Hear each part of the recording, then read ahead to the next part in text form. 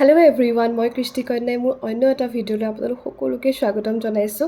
আজিও এটা বিৰাট ধুনীয়া কেকৰ ভিডিঅ' লৈ আহিছোঁ। আশা কৰোঁ আপোনালোকে কেকৰ ভিডিঅ'টো চাই ভাল পাব। ভাল পালে নিশ্চয় লাইক কমেণ্ট কৰি দিব আৰু আপোনালোকে অৰ্ডাৰসমূহ দি থাকিব, কাৰণ আপোনালোকে যেনেকুৱা ধৰণে কাষ্টমাইজেশ্যন বিচাৰে মই সেনেকুৱা ধৰণে চেষ্টা কৰিম বনাই দিবলৈ। আৰু ৰিভিউবিলাকো বিৰাটেই ধুনীয়া পাইছোঁ। আজিলৈকে বাৰু এনেকুৱা কোনো ধৰণৰ মই বেয়া ৰিভিউ পোৱা নাই। আৰু এইটো কেকৰ অৰ্ডাৰ কৰিছিলে মোৰ ষ্টুডেণ্ট এজনে, তেওঁ খুৰাকৰ ছোৱালীৰ বাৰ্থডেৰ কাৰণে, আৰু কৈছিল যে আপুনি আপোনাৰ নিজৰ ইচ্ছামতে ধুনীয়াকৈ এটা কেক বনাই দিব হাফ কেজিৰ। গতিকে ময়ো ট্ৰাই কৰিলোঁ যাতে বিৰাট ধুনীয়াকৈ এটা কেক বনাই দিওঁ, যাতে তেওঁলোকে নিজে ডিজাইনটো নিদিয়াকৈও যাতে ভাল পাওক যে বৰ ধুনীয়া ডিজাইন এটা বনাই দিছে বুলি। আৰু এইটো কেকটো বনাই আছোঁ। কেকটোৰ ইনচাইড ফ্লেভাৰটো হৈছে বাটাৰস্কচ ফ্লেভাৰ। যিহেতু কোনো ধৰণৰ ফ্লেভাৰৰ ডিমাণ্ড কৰা নাছিলে, সেইটো কাৰণে মই মোৰ ফালৰ পৰাই এই কেকটো এই ফ্লেভাৰটো দি দিলোঁ।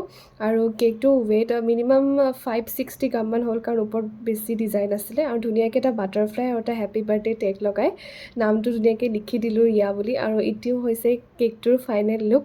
কেনেকুৱা হৈছে কমেণ্ট কৰিব আৰু কেকসমূহ অৰ্ডাৰ কৰি থাকিব। সকলোতে মোৰ নাম্বাৰ দিয়া হৈছে, স্ক্ৰীনতো মই মোৰ নাম্বাৰটো দি দিম। আৰু এইটো আছিলে এটা হাফ কেজি ৱেইটৰ কেক। এইটো অকণমান তল হৈছে, সেইটো অকণ ফ্লেট আছিলে।